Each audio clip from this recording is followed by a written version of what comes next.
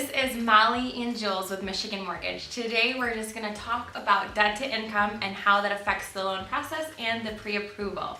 So Jules, what is debt to income and how does it affect my loan process? Yeah, so debt to income can seem like a super scary term, but it's super simple. All that it is simply your debt divided by your income.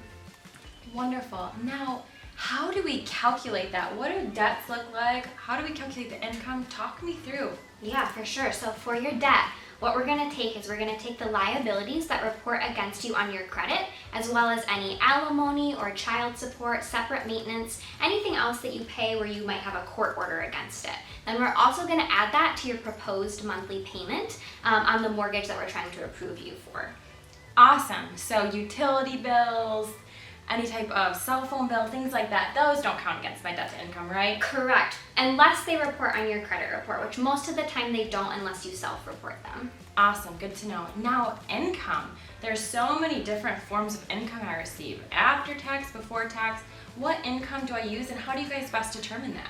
Yeah, for sure. So we always use your income before taxes, so your gross monthly income. And there are a couple different ways that we can get that information.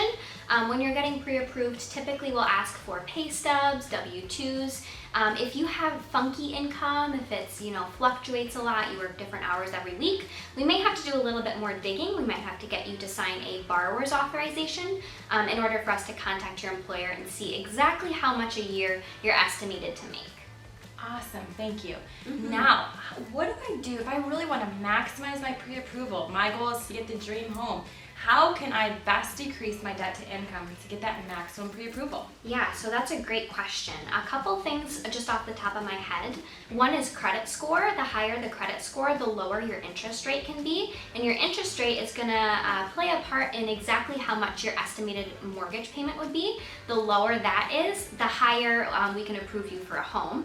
The other thing is if you have smaller credit cards or installment loans that are easy for you to pay off, once you pay those off, we don't have to include those in your debt to income ratios, and that's a great way for us to, again, maximize how much house you can buy.